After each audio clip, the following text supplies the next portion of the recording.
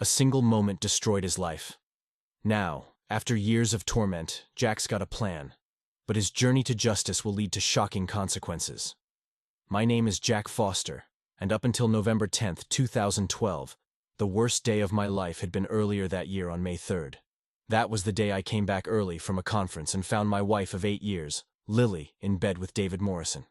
I'll get to what happened on November 10th later, but Lily's betrayal didn't exactly come out of nowhere. She hadn't been happy with me or our life for a while. I was 44 years old, and she was 42. We lived in Cleveland, Ohio, and like a lot of people, the recession hit us hard. We were barely hanging on to our house. Its value had dropped below what we owed. Lily wanted to sell, but I was determined to push through. She'd been the one who insisted on buying the huge place, and now almost everything we earned went straight to the mortgage. Ever since Christmas, when she wasn't thrilled with the gift I'd gotten her, things had been tense. Nothing I did seemed to make her happy anymore. The one bright spot in my life was our son, Ethan.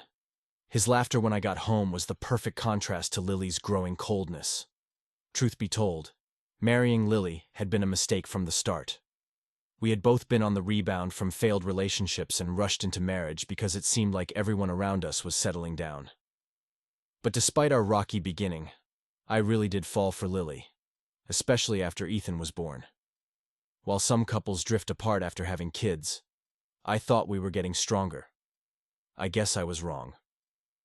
Lily either hid her feelings well, or I was completely blind to what was going on. Up until last fall, I thought we had a solid marriage and a happy family. Foolish me. I told Lily I'd be home from my work trip on Friday, but I decided to surprise her and came back a day earlier. She only worked mornings at a local law firm, so she had her afternoons free while Ethan was at school. As I drove down our quiet suburban street, I noticed a car parked outside the house. It wasn't familiar to me. I didn't think too much of it at first. Our neighborhood wasn't that close-knit, and there were a few vacant homes nearby. I walked into the house without trying to be quiet. The noise coming from the bedroom was all the distraction I needed. For a minute, I just stood there, frozen in disbelief. Then I did what any fool would.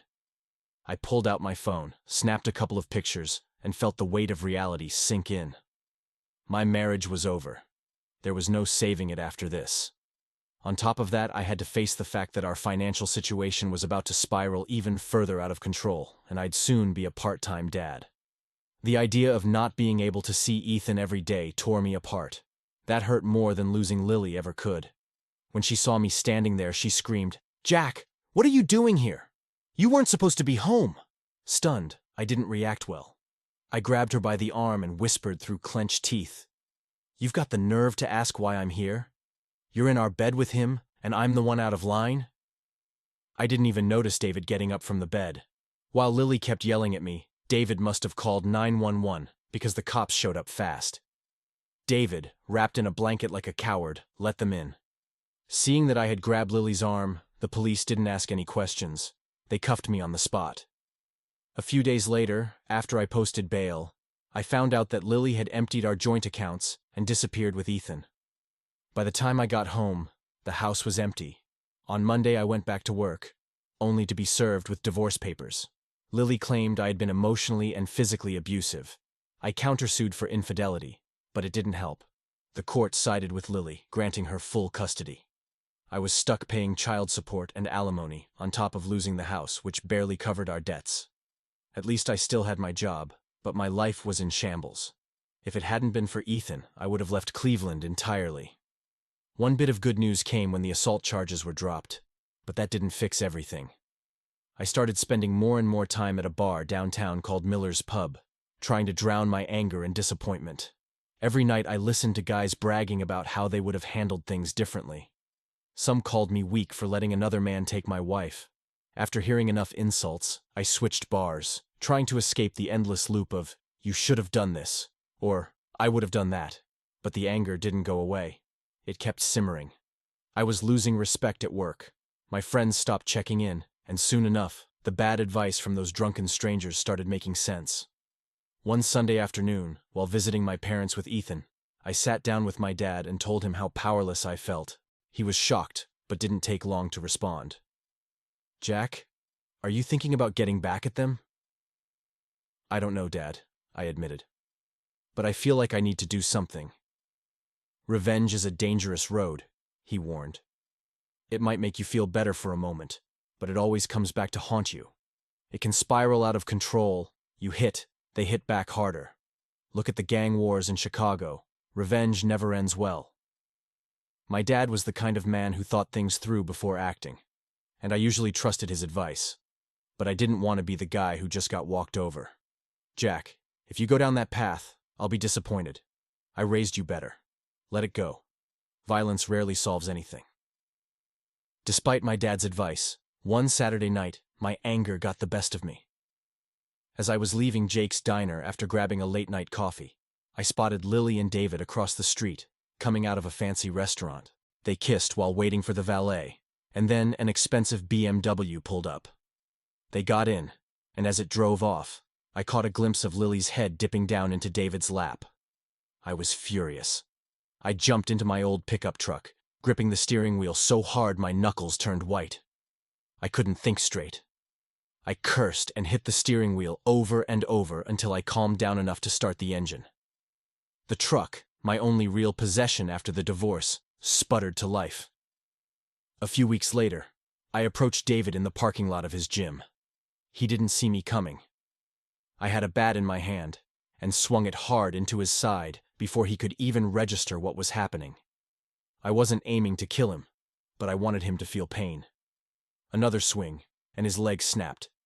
Then his arm, as he tried to shield himself. I swung one last time, landing a blow to his stomach. Someone yelled that they had called the cops, so I took off, ditching the bat and my hoodie in a nearby dumpster. The next time I picked up Ethan for our weekend visit, Lily straight up asked me, "Did you attack David?" I just smirked. No confession, no denial. The cops questioned me multiple times, but I stuck to my story. I'd been home alone. There were no witnesses, and the bat was long gone, so all they had was motive. But eventually, one of the regulars from Miller's pub got into trouble with the law and decided to throw me under the bus, hoping to cut a deal. I had bragged about the attack a few times at the bar, but the guy twisted my words. Even though his story was a mess, the cops and the DA didn't care. They charged me with aggravated assault and attempted murder. With what little money I had left, I was appointed a public defender. The DA's case was built on circumstantial evidence and that drunk's testimony. In the end, the jury didn't buy the attempted murder charge, but they convicted me of aggravated assault. I couldn't deny that I'd hit David with the bat after all. One thing worked in my favor. By the time sentencing rolled around, 3 months after the attack, David had mostly recovered. The judge gave me a lighter sentence than expected, 5 years in a medium-security prison. But what happened on November 10th was worse than catching Lily with David. That was the day I had to submit to my cellmate, Ronald Big Ron Young. I've never been attracted to men, but in prison, that didn't matter. Ron made it clear, comply or die. I ended up with a broken nose, missing teeth, and 2 black eyes. But the worst part wasn't the beating. It was becoming Ron's property. There were some twisted benefits to being Ron's, though. The other members of the gang he ran with left me alone, and I had protection from rival groups. But what kind of system forces people into this kind of nightmare? I understood that I was there to serve time for my crime. But why do we, as a society, allow such brutal abuse to go on behind bars? I wasn't in there for sexual violence, yet I was forced into a horrific situation just to survive. It's hard to keep in touch with the outside world when you're locked up. After 6 months of sending unanswered letters, my mom finally visited me. My dad didn't come, still too ashamed and angry at what I'd done. But my mom came, not to comfort me, but to vent. She was furious. Lily had married David and moved to Phoenix, Arizona, taking Ethan with them. They didn't even let us say goodbye. Every time I called, Lily wouldn't let Ethan come to the phone. My mom begged Lily's parents for any chance to see Ethan, but they refused to help. "I never cheated on Lily, Mom," I told her, my voice desperate. "She's the one who betrayed me, not the other way around." I showed her the letters I had sent to Ethan. Every single one returned to me, unopened. I had been working with a prison attorney, trying to convince the judge to allow me some sort of communication with my son. After that visit, my mom softened. She realized how much I was suffering and promised to visit more often. She even apologized for being so harsh. Still, I didn't tell her everything that had happened in prison. Some things were too dark to share. Those 5 years behind bars were brutal, and they didn't make me a better man. I didn't have some magical transformation, like in the movies. During my first year as Ron's cellmate, I channeled all my rage into the gym. I spent every moment I could lifting weights, focusing on getting stronger. I hated Ron. I hated Lily. I hated David. By the time Ron got bored with me and moved on to a new target, I was 210 pounds of solid muscle on my 6'1" frame. Once Ron no longer had an interest in me, I wasn't under his protection anymore. The other gangs came after me. The first time, there were 2 guys. They ambushed me in the yard. I fought back hard, sending both to the hospital, but they got the better of me too. The guards tossed me into solitary confinement for a month. Unfortunately, my first parole hearing was scheduled during that month, and because I was in solitary, it wasn't rescheduled. I had to wait 2 more years before I got another chance. When I finally sat down in front of the parole board, I could barely keep my emotions in check. One smug board member leaned forward and asked, "Why haven't you ever apologized to your ex-wife for how you treated her?" That was the last straw. I couldn't hold back my anger anymore. I was married to Lily for 8 years, and I never laid a hand on her. She cheated on me in our bed. One bad decision, hitting her lover, ruined my life. I had to submit to another man to survive in here, and I've been fighting off attacks almost daily ever since. The justice system let her lie, take everything I had, and even kept me from hiring a decent lawyer.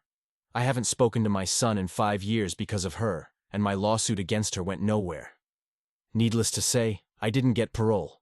I served the full 5 years and was released without ever hearing a word from Ethan. When I finally got out, I didn't have much left. I found work loading trucks for barely above minimum wage, just enough to keep a roof over my head. But I had bigger plans. During the day, I worked on the docks. At night, I created a fake online identity. Sarah Walker, a widow running a shelter for abandoned pets. I built a website called Paws and Whiskers Rescue and started collecting donations. With slick marketing and thousands of email addresses, I pulled in over $200,000 in just 2 months, enough to fund the next phase of my plan. That's when I met Samantha, who went by Sammy. It had been more than 6 years since I'd been with a woman, and I wasn't going to waste the opportunity. She was sitting at the bar at Joe's Tavern, legs crossed, looking stunning. I had $800 in my pocket, enough to spend a night with Sammy. As I approached her, I noticed she wasn't wearing a dress but slacks. I soon found out she wore them to hide her prosthetic leg. Some clients had complained about it, hoping for a discount, but it didn't bother me at all. I ordered a bourbon and sat down next to her. The guy sitting on her other side gave me a dirty look. "The gentleman here insisted on buying me a drink," Sammy said, resting her hand lightly on my arm to diffuse the situation. I smiled, pulled out a $20 bill, and offered it to the guy. "Hey man, thanks for buying my friend a drink, but why don't you take this and let us enjoy the evening?" The guy smirked, took the 20 and said, "Can't blame a guy for trying. Have a nice night." He left, and Sammy gave me a warm smile. "Thanks for being a gentleman," she said. "Where'd you learn to handle things like that?" "It's a long story," I replied, not wanting to dive into my past. "And I've heard it's best not to ask too many questions in your line of work. Let's just enjoy the evening." The bartender set down my bourbon, and I took a long sip, letting the warmth spread through me. "It's on the house," the bartender added. "Thanks for keeping things cool. We had a fight break out last week that cost me $400 in damages. No chance I'll see a penny from the drunk who caused it." I raised my glass in thanks and took another sip. Sammy and I finished our drinks and left the bar, stepping out into the cool night air. "I've got a room next door," I said. "Want to grab something to eat before we head over?" "No, I'm good," she replied. "Maybe later we can order pizza or Chinese, your choice." I smiled, taking her hand as we walked toward the hotel. In the elevator, I couldn't stop grinning. "What?" she asked, noticing my expression. You're just so damn beautiful, I said. When we got to the room, things escalated quickly, and afterward, we lay there catching our breath. I glanced at her, still amazed. She caught me looking and smiled. What? Didn't think it would be that good? I laughed softly. I didn't expect you to enjoy it as much as you did. She chuckled. Well, I am a professional, you know. There was no mocking tone in her voice, just honesty. I felt strangely at ease with her, despite the fact that I'd never paid for this kind of experience before. I thought you'd have to fake it, I admitted. But you didn't seem like you were pretending. Thank you, she smiled. You're welcome, I replied, still processing how surreal the night had been. You want to order some food now? She asked. We ordered Chinese and took a shower while we waited. It was in the shower that I noticed her prosthetic leg for the first time. Metal, just below the knee. She caught me looking and raised an eyebrow. Does it bother you? She asked, daring me to say something insensitive. No, I replied honestly. In fact, it's pretty impressive. You walked here, and I didn't even notice any limp. We made love again, and eventually fell asleep. The next morning, as we showered once more, I glanced at her leg again. She sighed. Motorcycle accident, she said. Your leg? She nodded. Everyone always wants to know how I lost it, but you were too polite to ask. I figured it wasn't my place to ask personal questions, I said. But now that you've brought it up, what happened? She leaned against the shower wall, her voice calm. His name was Ricky. He bought a new bike and thought he was the king of the road. I was dumb enough to ride along. He started showing off, lost control, and we crashed. I lost my leg. What about Ricky? I asked. She shrugged. Neither of us wore helmets. Another genius move. He hit his head on a streetlight and went into a coma. They turned off the machines a week later. I know I sound cold, but he's the reason I lost my leg. He didn't have insurance, so I got stuck with all the medical bills. That's why I do what I do now. I shook my head. That's horrible. What about your family? They cut me off when they found out what I was doing for money. My parents didn't want a prostitute for a daughter, she said bitterly. There are worse things, I said, thinking about my own life. Like my ex-wife, for example. I told Sammy about Lily, the divorce, and how she'd taken Ethan. Sammy shook her head. Your ex is way worse than me. She's the real expletive in this story. For the first time in a long while, I laughed, and it felt good. You hungry? I asked. Let me buy you breakfast. Sure, she smiled. But after that, I've got to get to class. I'm not doing this forever, you know. I could see why guys sometimes fall for women like Sammy. She was smart, funny, and beautiful. But realistically, what did I have to offer anyone? The next day, it was time for the second part of my plan. I met up with Jason Price at a downtown diner. Jason was an outside liaison for a prison gang called the Brotherhood, known for handling various problems both inside and outside the prison walls. We sat at a booth in Lenny's diner, a quiet spot where people went to be left alone. Jason and I struck a deal, but I had one condition. When they got to him, my name and a man named Johnson's had to be whispered in his ear as he died. Jason nodded in understanding. Once the terms were set, I handed him $115,000 in cash. Jason was smart. He'd been accused of several serious crimes but never convicted. He knew how to play the game. I get it, Jason said. You want revenge. No, I replied. It's not about revenge. It's justice. Johnson had been a good guy. Another inmate who, like me, had been victimized by Big Ron. About a year after becoming Ron's target, Johnson died. Word around the prison was that Ron had strangled him, holding his head down too long during an accident. Johnson deserved better. Ron spent a couple of months in solitary after the incident, but that was the extent of his punishment. Jason nodded, signaling that he understood. It'll be handled, he said. And don't worry, no one will ever know we made this deal. I trust you, I replied. You've kept your mouth shut for 5 years, and I'm counting on you to keep it that way. 4 days later, a riot broke out at the prison. 4 inmates were killed, including Ronald Big Ron Young. Officially, the deaths were chalked up to the chaos of the riot, but everyone knew that one inmate had been singled out. Ron's throat had been slit. The prison was locked down for 3 days afterward. With Ron dead, I shut down the Paws and Whiskers rescue website. The scam had run its course, and I didn't want to push my luck with law enforcement. I'd made enough money to fund my real plan. My focus was now on finding Ethan. Lily's Facebook account had gone dark about 2 years ago. The last post I had seen showed her, Ethan, and David in front of the gates of Disneyland. They looked like the perfect family. Ethan had just turned 9 at the time, and the post was captioned with something sickeningly sweet. That was the last I'd heard of them. For years, I thought I'd never find a trace of Lily again. But one night, out of boredom, I Googled David Morrison. Imagine my surprise when I found out he was back in Cleveland. No sign of Lily, but it was a lead, something to work with. I hired a private investigator and paid him $1,000 of my scam money to track David down. Within days, I had the information I needed. David was living in an upscale apartment in the city and working for a financial firm. But here's the twist. Lily had left him too. Apparently, she ran off with another guy, and David was no longer in contact with her or Ethan. It cost me another $500 to dig deeper, but I learned where David liked to hang out after work. It didn't take long for me to find him. I waited for the right moment, watching as he sat at the bar at Clark's Lounge, sipping a drink and staring at his phone. It had been years since we last saw each other, and I wasn't the same man he remembered. 5 years in prison had changed me.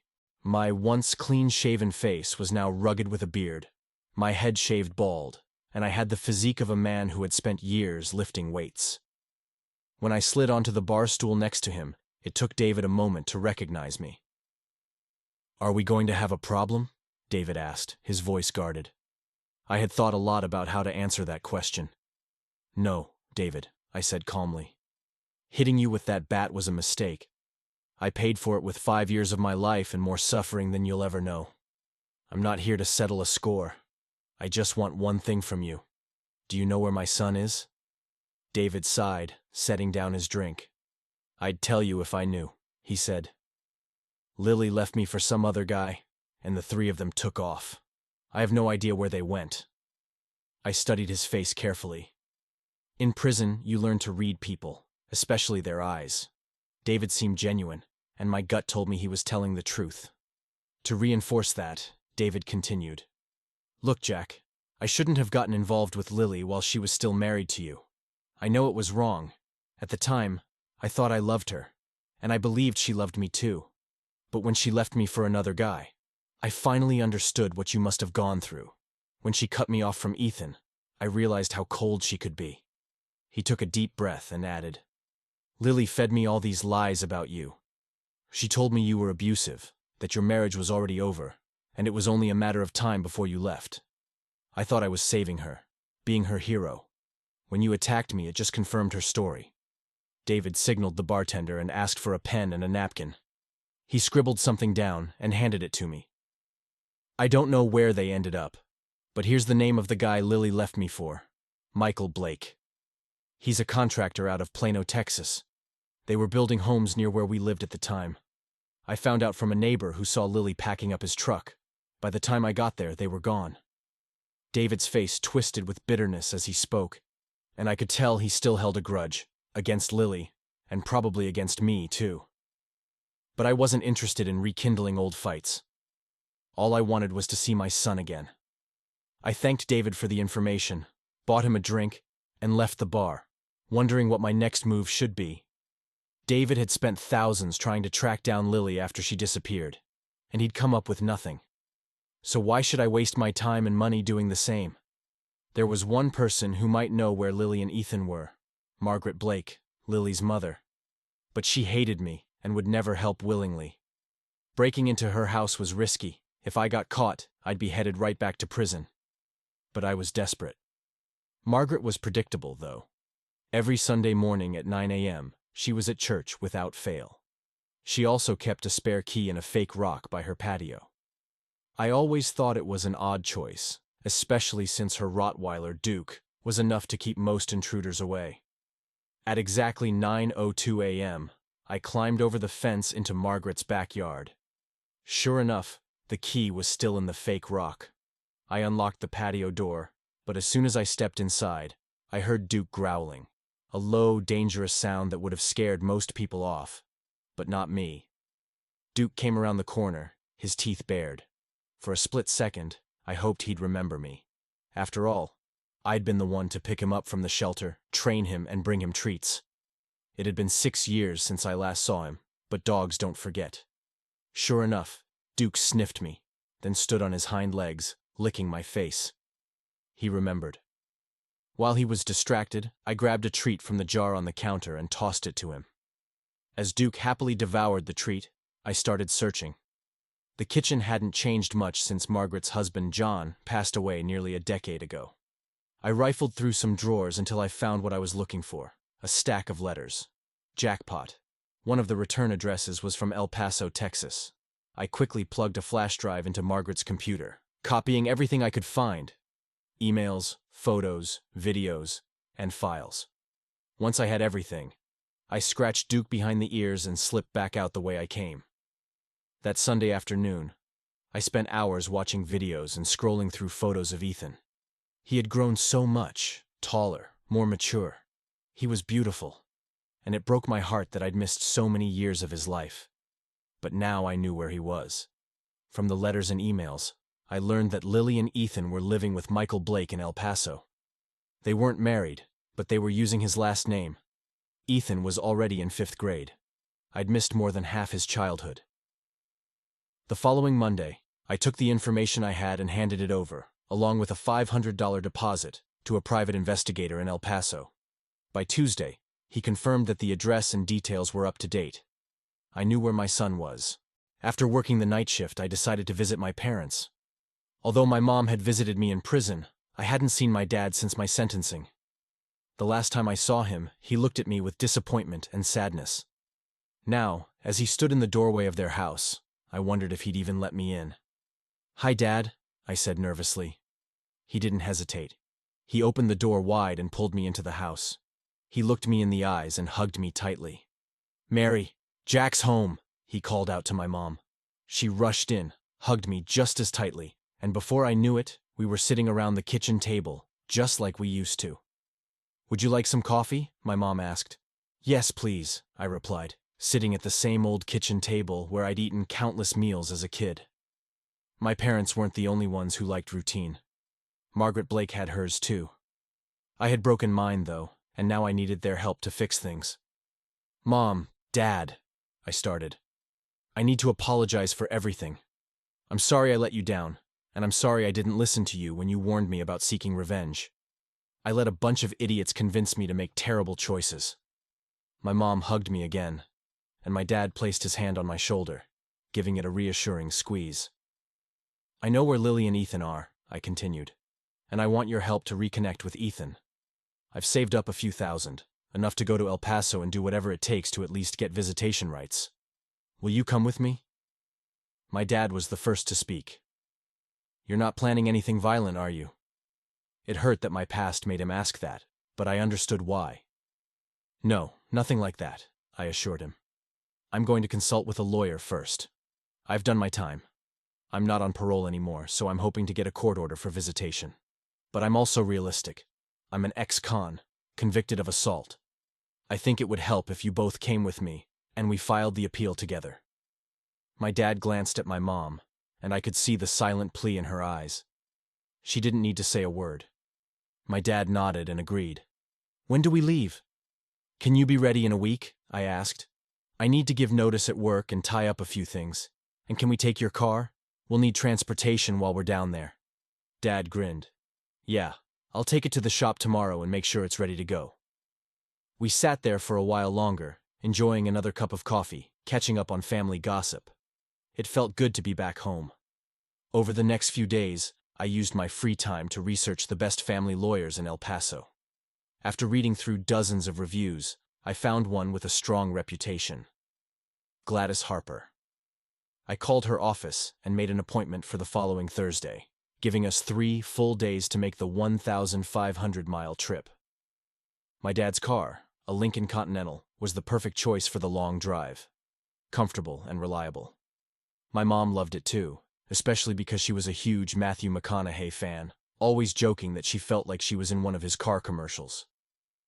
We planned to leave on Sunday, giving ourselves an extra day to cover the distance.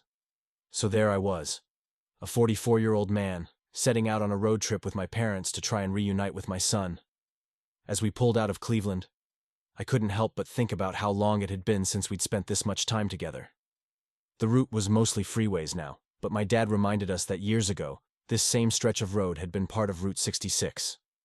As we drove, he shared stories from his younger days. "When you were 3, he said, we drove out to Los Angeles on Route 66.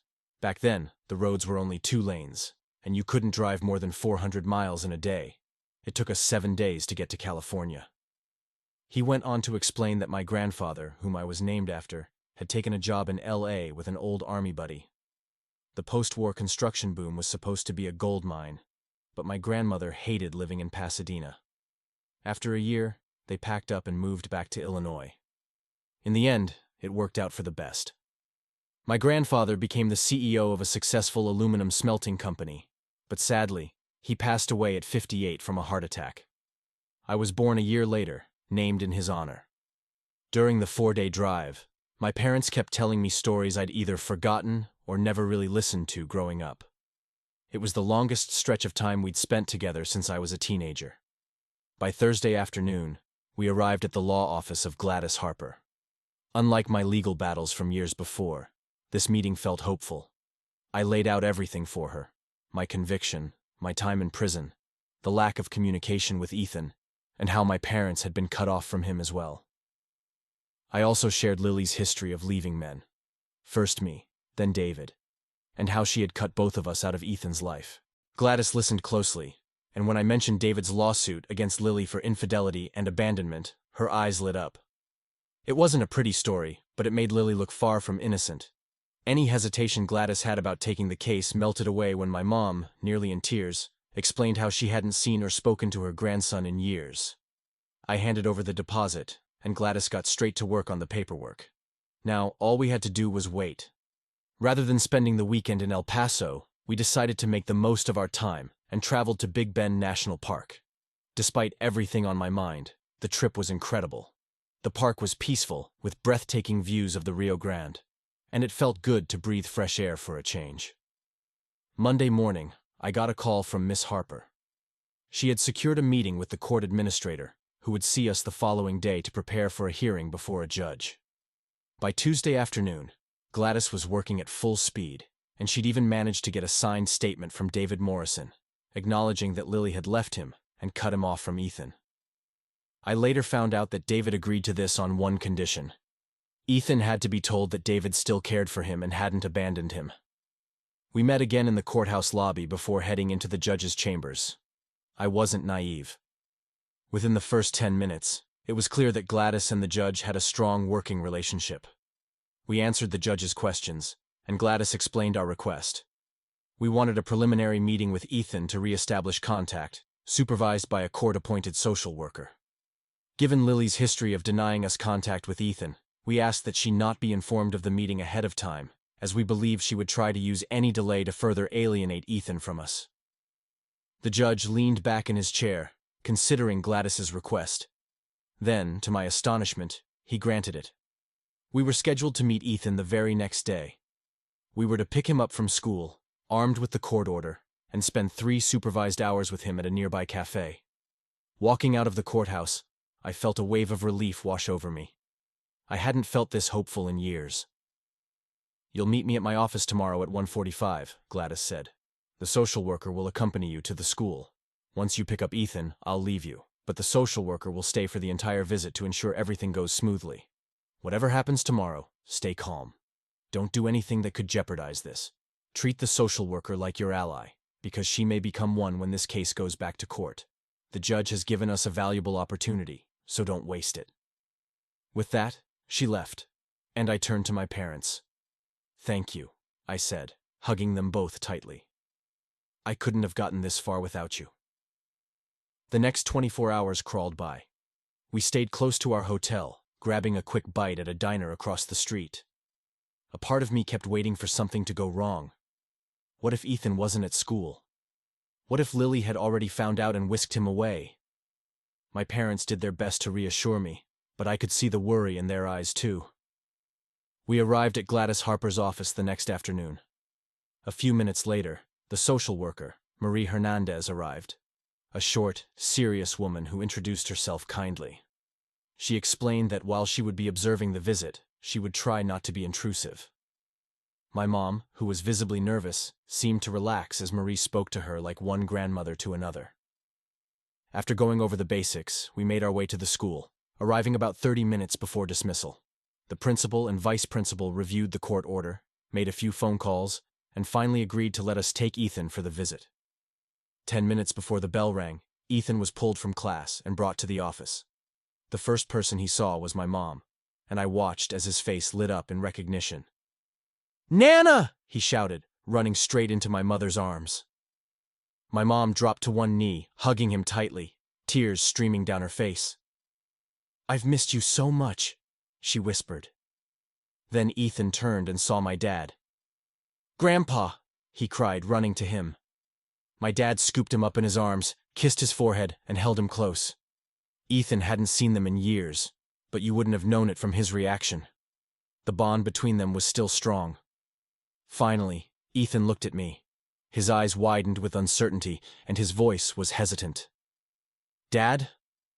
I knelt down, holding out my arms, praying that he'd come to me. For a moment he hesitated, unsure of what to do. Then, he ran into my arms, and I hugged my son for the first time in years.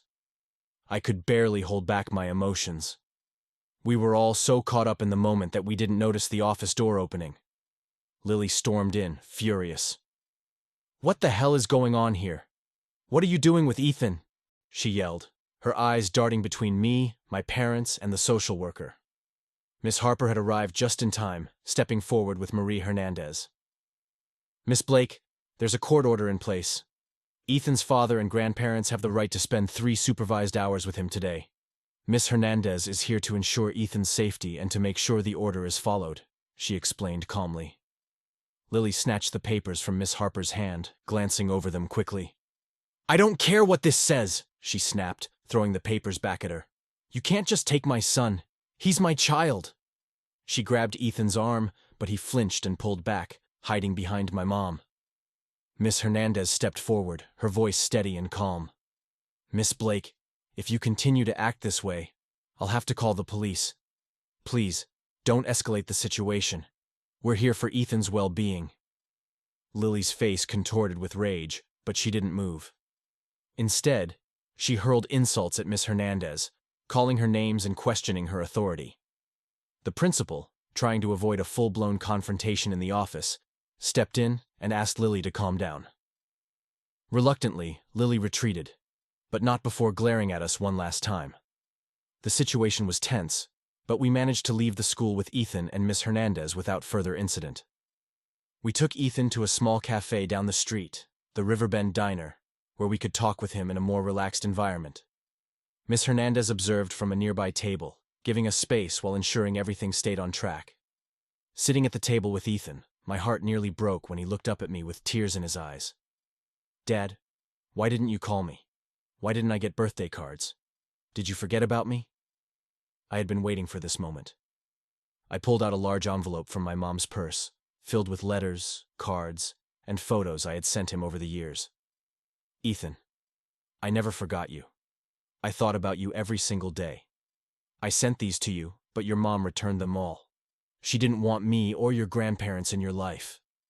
Ethan stared at the pile of returned mail, confusion clouding his young face. "Why would she do that?" he asked softly. I swallowed hard, trying to keep my emotions in check. "Someday, when you're older, you'll have to ask your mom that question. But today, let's not focus on that. Today is about us, about reconnecting. We love you so much, and we want to hear all about your life, your friends, and what you've been up to." The 3 hours we spent together flew by. Ethan told us about school, his friends, and how much he loved playing soccer. I tried to soak in every detail, desperate to make up for the lost time. When it was time to take Ethan back to Lily's house, he hesitated. "Can I show you my room, Dad?" he asked. I looked at Miss Hernandez, who gave me a sympathetic smile. "I don't think today's a good day for that, Ethan.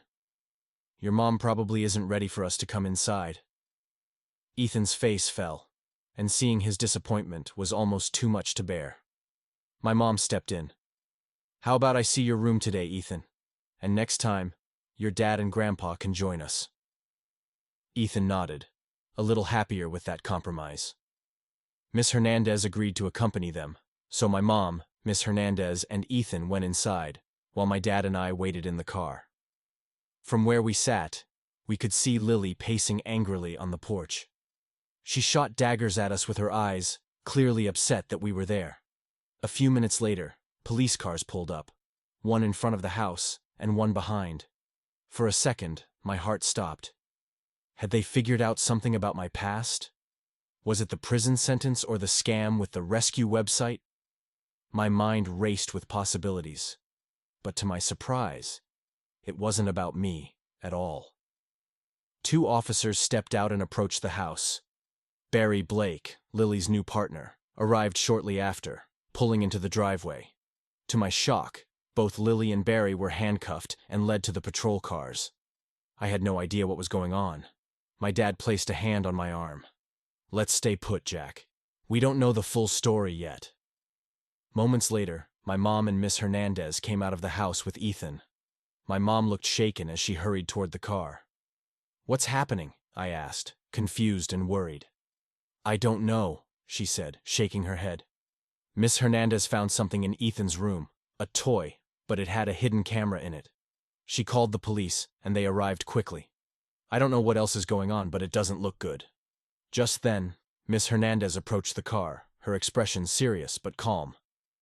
"I'm sorry, but Ethan is going to have to come with me to the station for questioning. We found some concerning items in his room that the police need to investigate. Don't worry, he's not in trouble, but we need to ensure his safety." "What exactly are they investigating?" I asked, my voice tense, trying to stay composed. "We found a remote camera hidden inside one of his toys.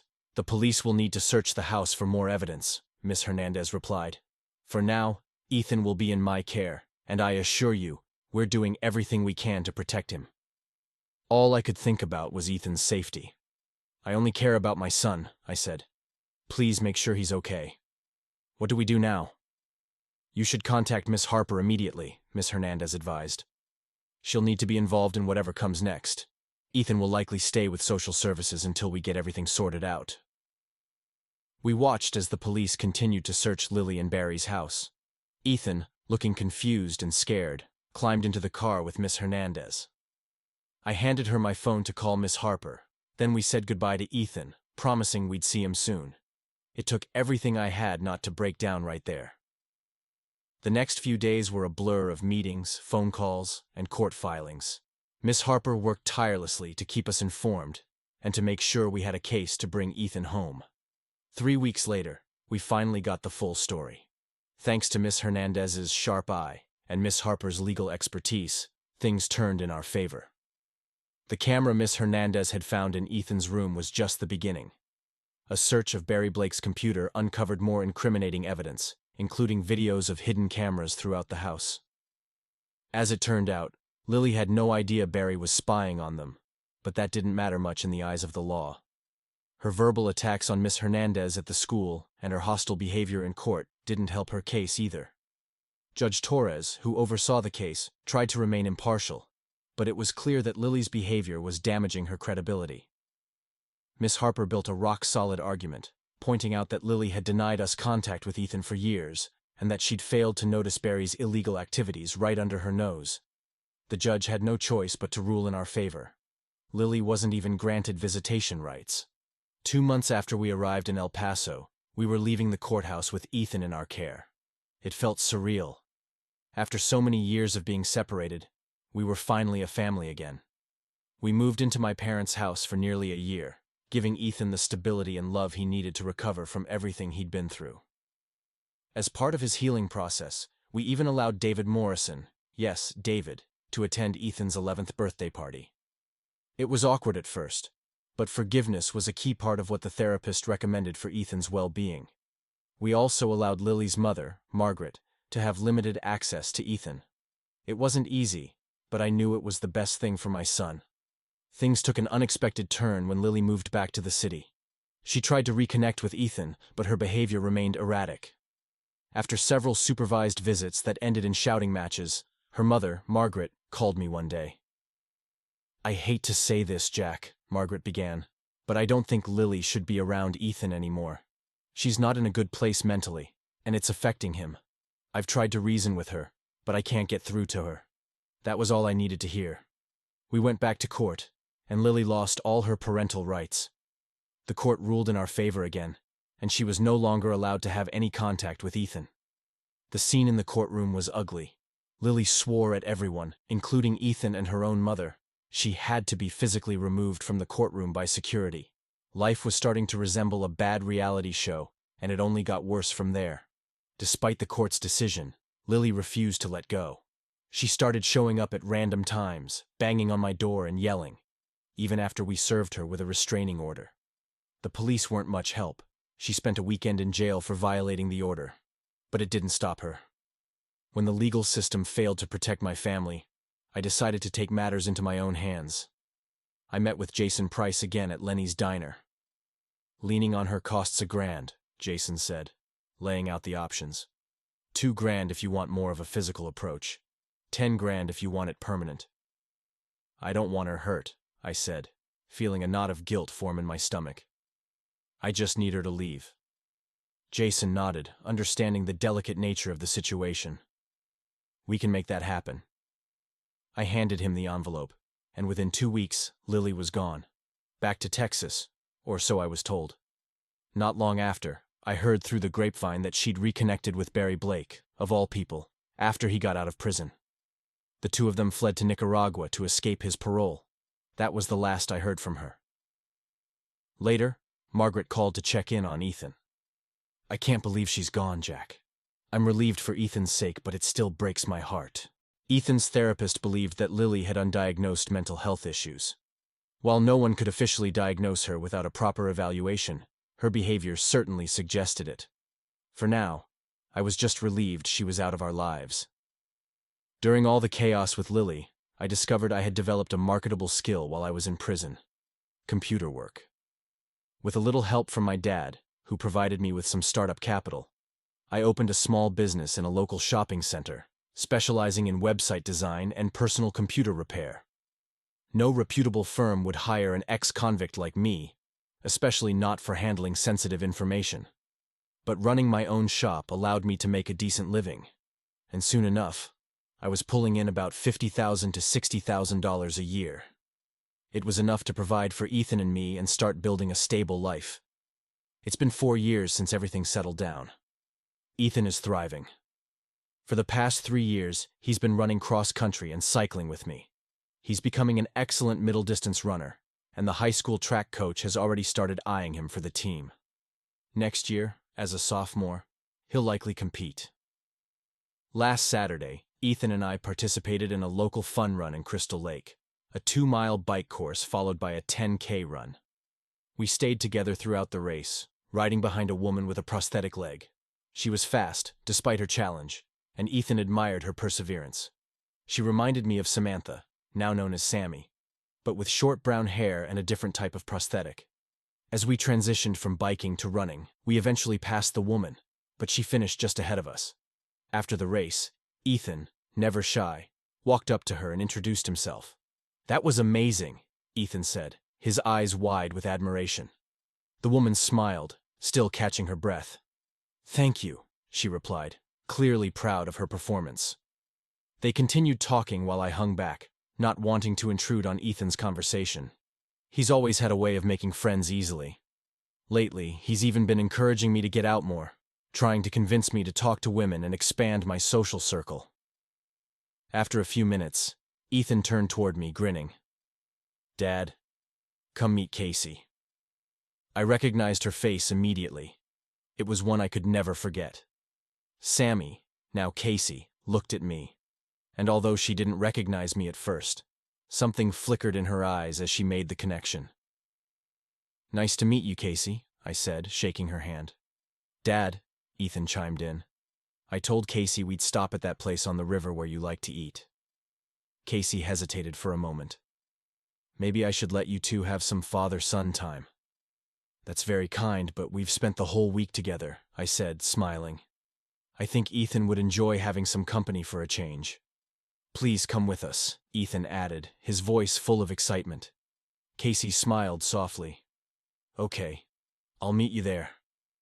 As Ethan and I packed up our bikes, I silently hoped she wouldn't change her mind. When we arrived at the restaurant, I was relieved to see Casey there, waiting for us. We spent the next half hour at River's Edge Cafe, eating burgers and fries while Ethan and Casey chatted like old friends. Ethan was especially excited to learn that Casey had graduated from the Art Institute with a degree in photography, which just so happens to be his favorite subject. The Art Institute of Chicago is also his favorite museum, so naturally they had plenty to talk about. I sat back and listened, amazed at how quickly they bonded. Their conversation was interrupted when a young man approached Ethan, asking if he wanted to join him and his friends in a game of beanbag toss. Ethan turned to us, asking if it was okay. "Go ahead, have fun," I said, smiling. Casey watched him go and then turned to me. "You've got a lot of work ahead of you," she said, nodding toward Ethan. "He's already growing into a handsome young man."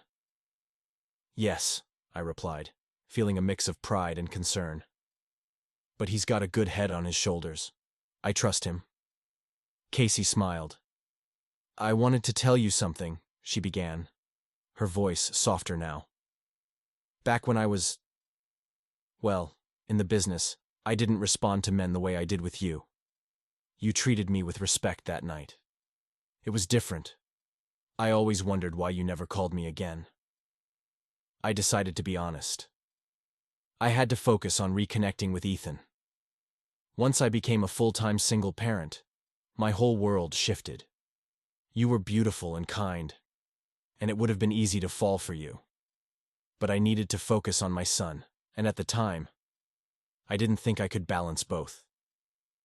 Her eyes softened as she listened, and then she asked, "So it wasn't because of what I used to do?" I shook my head. "No, it wasn't that. And please don't think less of yourself because of your past. We've both been through hard times. You don't need to carry that weight anymore." She looked down for a moment, then back at me. "Thank you. I'm not in that line of work anymore, you know. I left as soon as I landed my photography job.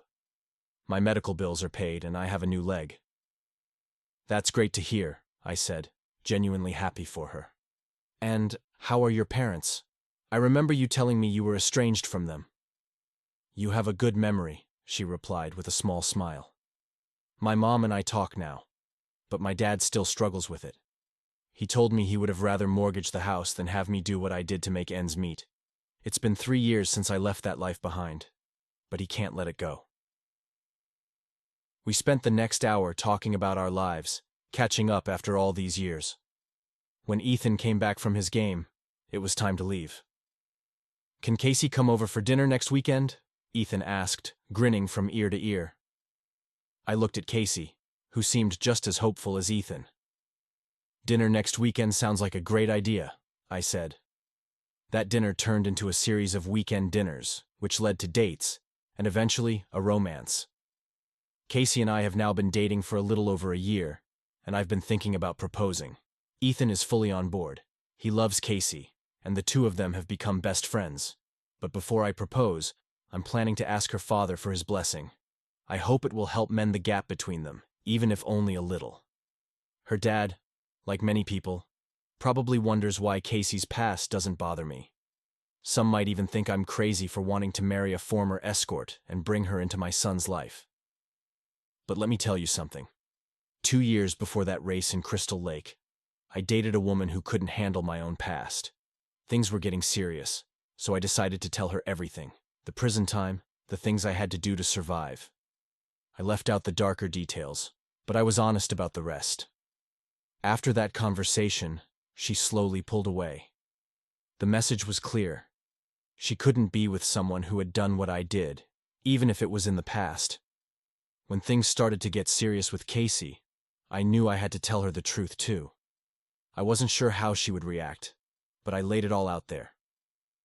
After I finished, Casey looked at me with those piercing blue eyes and said something I'll never forget. After I finished telling Casey my story, she looked at me with those piercing blue eyes and said something I'll never forget. Sometimes, to survive, we have to do things that go against who we think we are, she said quietly. But the most important thing is that you don't let it change who you are inside. You've come back to being Jack Foster, a loving father and a good man. If you need to forgive yourself for what happened in prison, start today. I love you, Jack, and you have nothing to be ashamed of. Her words hit me hard. It was as if she'd lifted the weight of my past off my shoulders in one simple, profound statement. Casey didn't just accept me for who I was. She understood me. And that kind of understanding is rare. I knew then that this was the woman I wanted to spend the rest of my life with. Of course, Casey didn't say all of this out loud when she hugged me, but she didn't have to. Her actions spoke louder than words. Sometimes forgiveness, especially from the right person, is all you need to live a good life. We've built something real together. Something I never thought I'd find again after everything that happened. Ethan loves having her around, and she's become an important part of both our lives. I'm lucky.